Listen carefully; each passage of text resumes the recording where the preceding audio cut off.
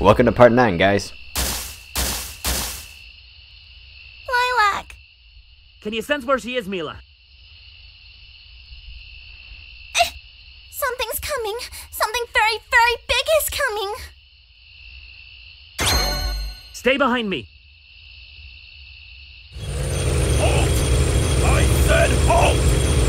Well, look what we have here. Have you seen Lilac? The dragon girl? Afraid not. Well, what's with the army? Zhao and his goons are about to attack Shui Gong. I'm not about to let that happen. Zhao is going to war? Not if we reach him. All he needs is a little bit of persuasion, if you know what I'm talking about. We're friends with him. Maybe we can ask him to stop. Yeah, like that's gonna work. Hey, wait a minute. I think you might be onto something. Hop in! Once again, you have deceived us. Do you realize what this means? If it makes any difference, Your Excellency, I'm deeply sorry. It means that I have been foolish. We examined the fragment your commander gave us. Does that mean that you'll help? There is something you must do for us first. A mission, if you will. Accept, and we will restore your strength. Succeed, and we will restore your honor.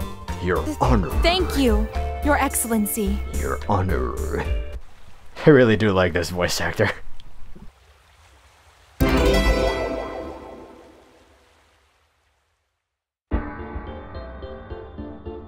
The fragment your commander gave us is indeed crafted from a rare mineral, but we've discovered it before, in one other location.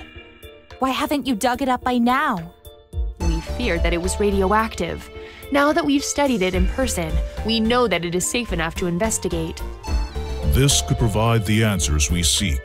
Why the invaders know of our world, and more importantly, how to defeat them. Get in there, find what you can, and leave. Do it as quickly as possible. I won't fail you.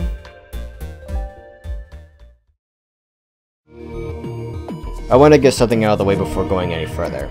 I'm guessing some of you want to hear my thoughts on a few things, and I don't want to spend the whole gameplay portion of this video talking about this. The torture scene from the previous video has some people split about this game. When I first saw it, I didn't think much of it. It's there to show how hardcore Brevin is, that he's not a silly villain who makes empty threats and is all talk. He's a true villain who won't hesitate to ruin anybody. Just like in earlier cutscenes where we see him beheading people, as if to pass a time because he values life so little. And in that regard, it works. Brevin is one of the most brutal and effective villains I've ever seen in a game like this, and it's in no small part due to this scene. However, from Lilac's perspective, this scene doesn't really work, and I've slowly come to realize why in subsequent playthroughs. The problem isn't that the scene is so dark while most of the game is cutesy and lighthearted, however jarring the change in tone is. Like I said, we've had other dark, violent scenes that prepare us for this. I don't even mind that Lilac is suddenly all better after taking a dip in the HP bath. Hey, it's a video game. I don't mind that this scene is there. Strife is free to write whatever he wants. However, this scene doesn't really go anywhere. If you're going to throw in a scene like this, you need to follow it up with something. Lilac doesn't really show any emotional scars following this ordeal. It's as if she's forgotten all about it, or like it simply had no effect on her. Heck, if Strife wanted to, he could make it seem as though she just blocked the whole thing out of her mind and is in denial about it or something.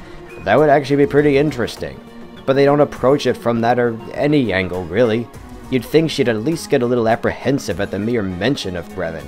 There doesn't need to be a long, sappy scene with sad, sappy music where she breaks down and wails about what Brevin did to her. But she should at least scowl or clench her fists when thinking about him. Even something as simple as someone like Torque asking if she's okay, and her answering, "Not as long as Brevin's still on my planet," or something like that. Even a single line could add so much to her character. In fact, there is such a line that was removed from the game that made me see her in a different light, and I'll be including that line at the end of this LP, because I do think it adds something desperately needed to her character. But without that extra little something that could add depth to this whole thing, the torture scene feels like it was thrown in there purely for shock value, and not really to add anything to the characters, aside from Brevin and, to a small extent, Torque, I suppose. It also makes Lilac a bit hard to relate to because we don't see enough of this conflict wearing her down. I like Lilac, but I don't find her very compelling. She doesn't have any hurdles to go over or seem to go through any struggle as a hero. She's just too darn perfect from start to finish. Look, I'm not telling Strife to change this scene, or that he should have added even more cutscenes to an already bloated story, but if he's going to include a scene like this, it has to result in something, have some lasting impact on the characters. If, say, Brevin were to return in a future game, he and Lilac could be set up as bitter rivals, seeing each other as their only major obstacles in life. There is a lot you could do with these characters, but like some others, I just don't think Strife did quite enough, and for some people, this one controversial scene ruined this game for them. Granted, I think it's a pretty good story overall, and I really don't mind this scene by itself that much. But in the future, I hope Strife finds a better way to make his scenes gel together. I don't know. Personally, I'd be psyched if I could be involved in the writing process of the next game in this series. If you're watching this, Strife, well, I just hope I haven't rubbed you the wrong way. In the end, I just want people to love your game. It's why I'm making these videos. I'm trying to show how great it is. And I just hope they understand. Anyhow, back to the game.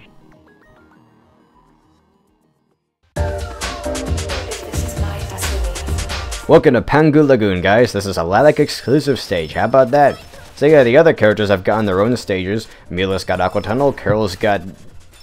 The point is, there have been other stages that seem to have been designed with other characters in mind that are filled with all sorts of little things made just for them, and it's high time Lilac got a stage like that all to herself. I mean, we're getting pretty close to the end of the game, and this stage does get pretty crazy as it goes on, but I still find myself coming back to it a lot. I just really like everything about it. The music is nice, the visuals are nice, the colors are just really relaxing and easy on the eyes. But even then, like, the gameplay, it's like everything just gels together in a way that really makes sense. It's one of the more mellow stages, and everything just plays really well, especially if you're a big fan of, like, Lilac's whole play style. If she's your favorite character to play as, this is going to be one of your favorite stages. And I do find myself coming back to it a lot. So yeah, you saw those tops a little while ago. You stand on those and they sort of lock her in her cyclone mode, which you can use to tear through beehives and whatnot. It's pretty cool. And also there are these blue rings that give her like a second comet dash charge. You know, you can get one, and then you get your normal one. And you can use it to go up pretty high and earn pretty far and reach some pretty out of reach places that you otherwise would not be able to get to no matter what. So yeah, it's just one of those stages that fits really well. Like, this is one of the better stages, right up there with Aqua Tunnel and Dragon Valley and, what was it, Jade Creek. So yeah. I mean, honestly, this isn't one of my favorite stages, but I do acknowledge it as one of the best. So you have to be really careful at these parts. You have to angle yourself just right. I found that, like, if you're right next to a wall, if you just bounce off that wall, it does seem to kick you up a little higher than if you go toward the far wall. Also, yeah, there's those tops that work. So yeah, about the story. Things are getting less stable between the three kingdoms by the minute, and it seems the answer to everything, the key to peace that we've been looking for just might lie somewhere in these ancient temple grounds that no one seems to have set foot in for years, aside from these Brevin robots that are here for some reason. Watch out for these freaks. They are some of the most annoying enemies in the game. They will follow you to the ends of the earth if you let them. It's like, basically you gotta wait for them to land, jump over their shockwave that they create, and then hit them in the face before they can jump again. And it's fine if there's like one of them, but when there's a bunch of them in one spot, it's like, they shouldn't even be able to touch you when you're standing on that thing. But I guess because there were so many of them there at once, one of them clipped through it and got me. So anyway, I tried leading them away from the top so I could have a chance to get back on it. I was getting pretty desperate at that point, but I narrowly managed to escape. By the way, a nifty little thing about these things, after a little while they start to run out of juice and then they like descend. But if you jump like just before that, you get an extra little boost into the air. And I really like that. It's like if you wait too long and they start descending, it's not going to work. You're not going to get that high. But, you know, it's like you got to do it just right. You know, it's just another one of those neat little things about this stage. So anyway, I want to go over some that I've been meaning to talk about for a while, but just haven't really found the time to. But this seems as fitting a stage as any to talk about it. One of the biggest talking points against this game, one of those things a lot of people have said to dismiss it as just worthless, something that nobody should bother with, or at least that nobody should buy, is that it's too much like Sonic, that it's a Sonic game, that it's a fan game in disguise. I should have done an uppercut there, and as you'll see in this next take, I didn't learn from my mistake, and I didn't do it then either. But anyway, what I don't get is why people say this as if it's a bad thing. Like, I'm not going to deny the similarities. I know firsthand from seeing the YouTube videos years ago that this did start out as a sort of Sonic fan game, and it just gradually became more of its own substantial thing. More something that was just heavily inspired by Sonic, but still has enough meat to it to just be fun as a game, period. Look, I can understand if people are saying that it's basically plagiarism, that they shouldn't be allowed to make money from a game like this when it does share so many similarities with Sonic. By the way, I love this place, there's so many shields. We're near the center of the lagoon now, and we're just going into these ruins. One of the most annoying things about these ruins is, well, you'll see in a moment, it's got the disappearing blocks from the Mega Man games. Yeah, you don't see those often in Sonic, do you? Anyway. So yeah, well, I can understand if people are going from that angle, that, you know, it's wrong for them to sell a game like this as a legit thing when it's so much like Sonic, where it's such a ripoff. But surprisingly, not that many people seem to be going at that angle, even though you'd think they would. It seems to be more that it's just fun to shit on Sonic and anything that even vaguely resembles it. You know, like certain people like Egoraptor and so on are creating this growing consensus that even the classic Sonic games are terrible, that he's bad for the game industry, that he should never have been popular in the first place. Fuck anyone who likes him, fuck anyone who likes this game because it's like Sonic. And I really just don't understand. I don't understand why it's become so cool to just take a big old dump on Sonic and not acknowledge any of the games. It's like, I understand that with something like Sonic 06, like, the reputation of the 3D games was tarnished. I understand if people don't like a lot of the recent games that have come out, but it's like anything with Sonic's face on it is just being thrown under the bus lately. This is what I talked about with Clement in the, you know, when I guest starred in the Sonic Unleashed LP. But, you know, it seems to have bled over to this game. And there's a lot of people who might actually really enjoy the gameplay if they give it a chance, but they see the characters running fast and like, oh, screw this game, it's a stupid Sonic game, and the guys who made our Sonic fact. That really does seem to be the attitude that's spreading around, and I wish this game was doing much better than it is. By the way, this is one of the trickiest cards to get in the whole game, and I ended up stuck here for like 5 minutes because I just could not get all the way over there. I did alright on that first area, and I started to do okay there, but then, yeah. You can just keep going down and ignore it, but if you want that card, you're gonna have to get back up there.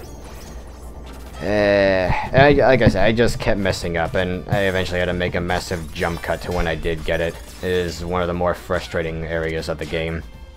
But anyway. Again, I just don't understand what's with this growing attitude against Sonic, and not only Sonic. I can understand if people don't like Sonic, but again, I don't see why it's like... I don't know. I just wish this game wasn't getting the reputation that it is. I wish that more people could give it a chance, because if anything, I find some things more fun about it than Sonic. It's not just about running fast. I like the way the levels are designed. I really like the combat. The combat is some of my favorite in like any game I've played.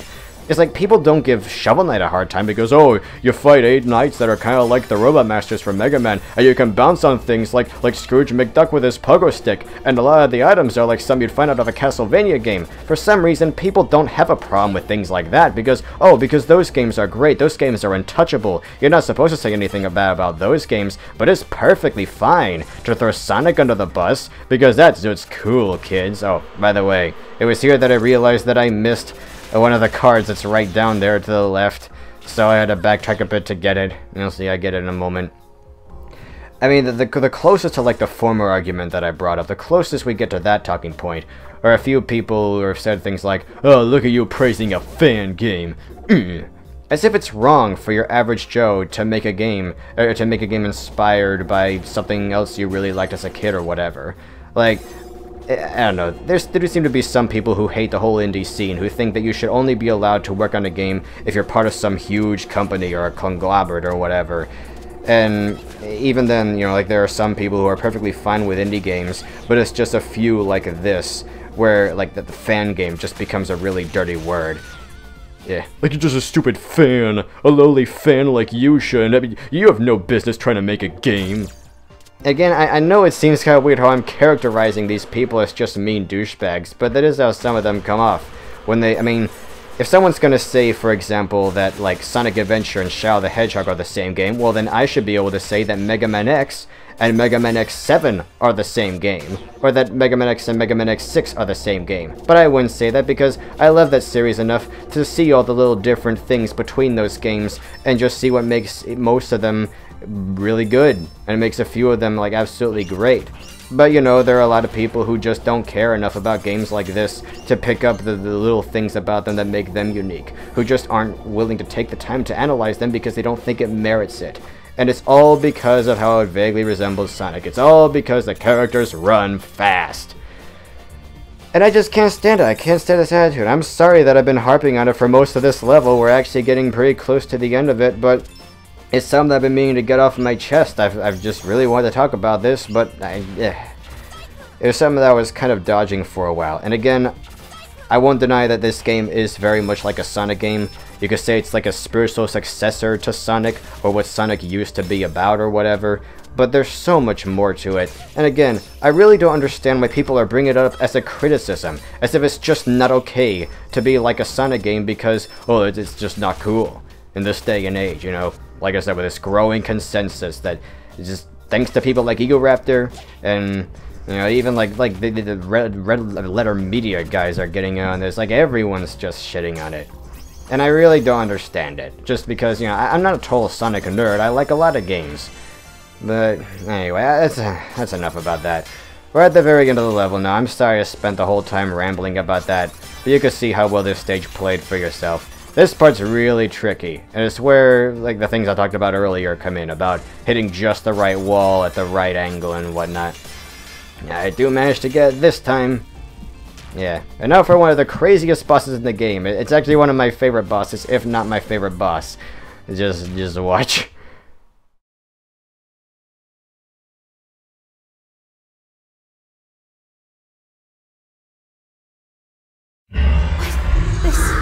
This can't be possible!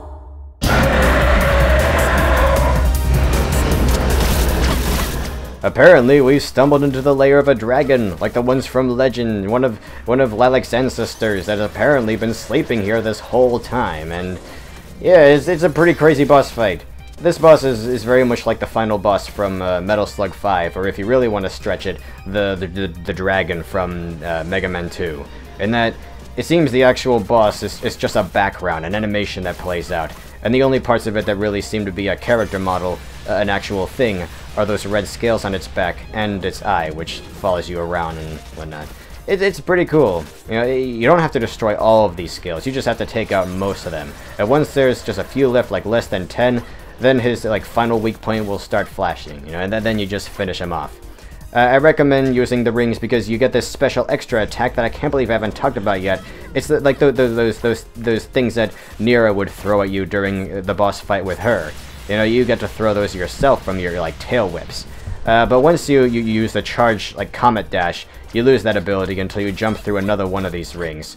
I didn't really use it all that much the first time I fought this thing, but it is so helpful. It is such a good way to get rid of like just several of those as it passes you by. Also, you may have noticed at one point during the fight, I like lingered before doing the Comet Dash. I like stayed charging in one spot, and as it passed me by, it's like all of those scales got torn off as it brushed up against me. That's a really, really neat thing you can do to some enemies. It's a really good way to, you know, deal some extra damage than you normally would. Oh, yeah, now you just gotta give him a good old suck in the eye, and the boss fight is over. I love this boss theme, by the way. It's so cool. I love how it gets all echoey as we near the end.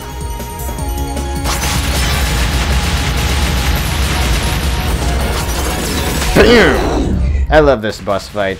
Of course, it's a Lilac exclusive fight. It's very fitting for her. It's just crazy. It's balls to the wall. It's one of the huge highlights of the game, and apparently it was never real. It's just a simulation created by this robot that looks strangely familiar. Who does this remind me of? I can't put my finger on it. Maybe if they were painted green. You're one of Brevin's robots! Oh, that's right. Brevin, searching memory banks. That name does not exist in our database. Then what are you? This is the primary security system for... That name does not exist in our database. What are you? Where did you come from? Apologies. That information is password protected. Password protected. Password protected. Password protected. Password accepted. Follow me. Well, that was cool. By the way, just wanted to show off another one of these bonus rooms.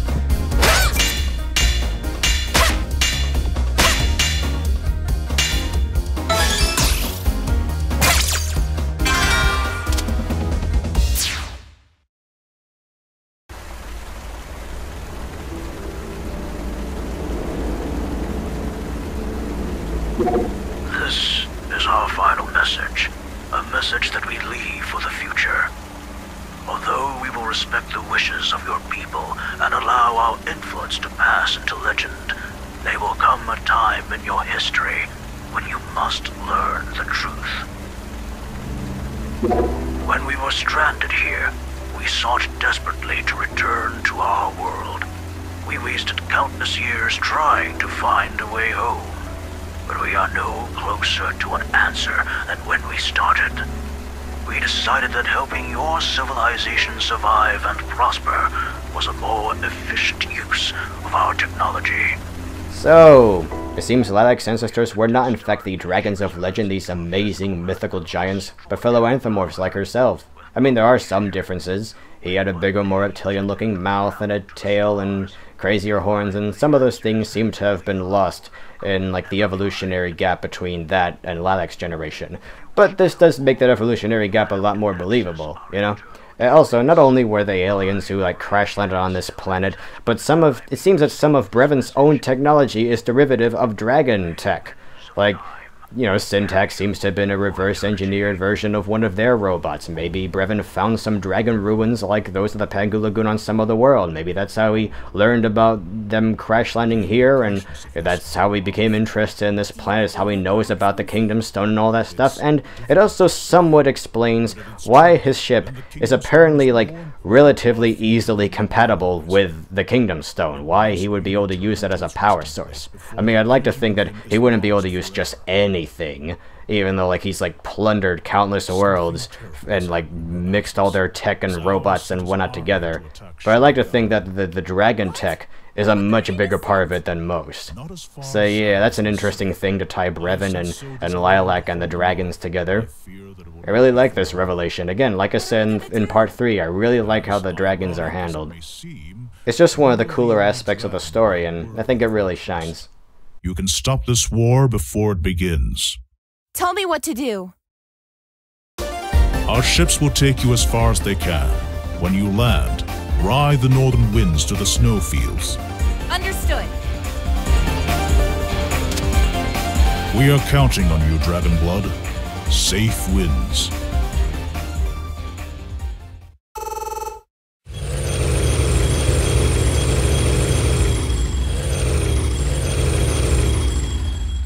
We ain't gonna be hidden forever, spaceman. Be quick about it. For sure. It's what we're all about.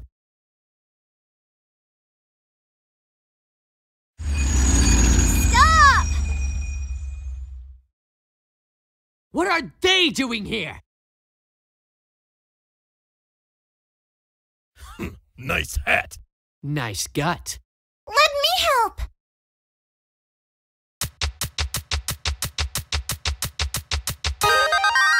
It seems that we have a common enemy, Zhao.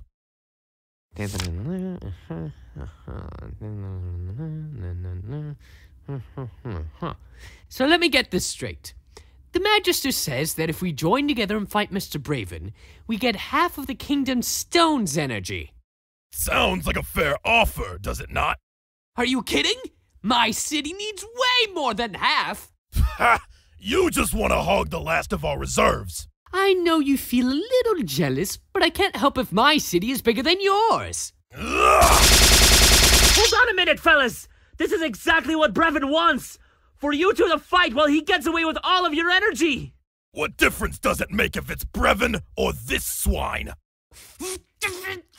We're marching into Shuigang whether you like it or not!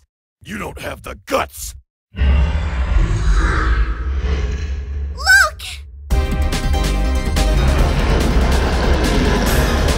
Dragon.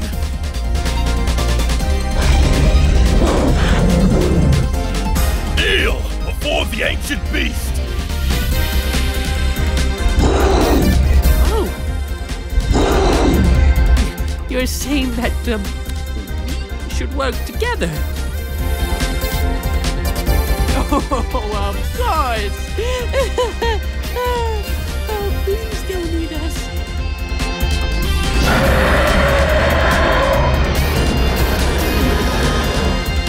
Holy shit.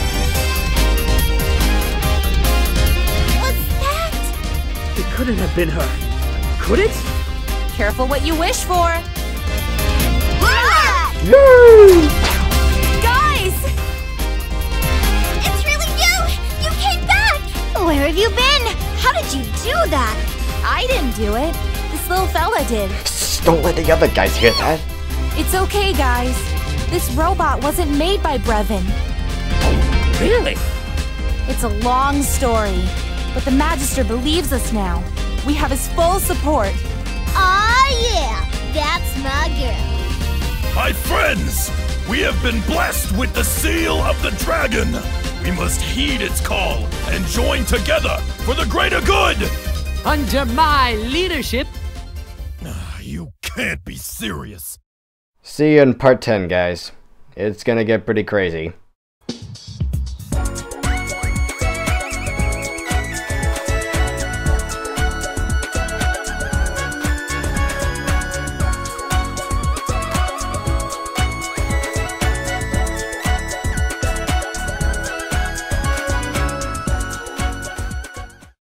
Hey guys, I want to touch up on something that's pretty tricky to talk about. I'm sorry this video's gotten so long. You know, I know I've already gone on the soapbox like twice in this one vid alone, but there's just one more thing I want to get off my chest.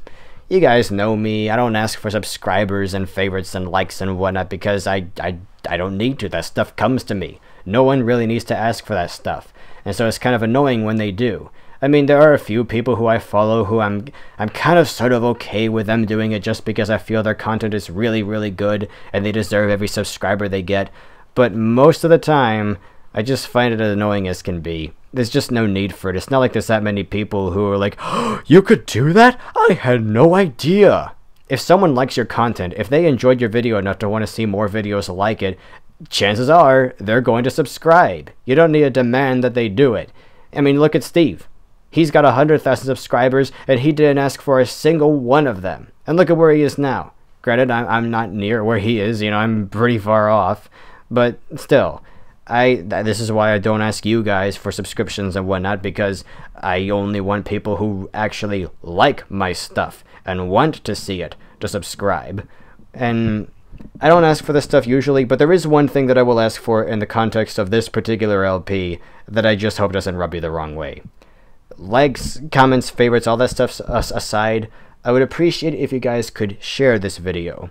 Like, if you can think of someone, like if you've got a friend who you think would get a kick out of seeing this game, or at least this LP, or if you think that this LP would give them a good impression of this game and help them decide whether they want to buy it or not, or if you're a member of some forum and you'd like to bring up some of the points that I've made in this LP and, you know, they allow you to embed video links and all that stuff, you know, please share this, just because it will help. I mean, this really isn't about me, this is about the game. Like, yeah, I know, I'm one of the little guys. My contribution to the sales figures of this game can only be so big. But I've been following it for years, and I'm really happy with how it's turned out, and I want it to succeed. I'm trying to help. And I'd appreciate if those of you who have been enjoying this with me could try to help in some small way too. I know I don't get that many views, there's not really that big of a dent I can put in this to change people's like general consensus of this game, but I want to help in whatever small way I can, and I might not be able to do that on my own. I want as many people to see this as possible, and I might need you guys to help me out with that. Again, this really isn't about me. I'm not making AdSense money off of this. I just want to spread the word about this game. You know? That's all. And I know this is a little late in the LP to ask for that sort of thing, but, well, if you've been enjoying this so far and you feel this LP is legit, if it stands out to you as one of the better ones, you know, well, that's one way to show it. I'm not going to ask for this sort of thing again, because, again, I don't like to be one of those guys. Even this, I feel, is a little hypocritical, but I think I'll make an exception just this once in the context of this game. Anyway, that's enough out of me. I'll see you guys later. There's just a few parts left. See you there.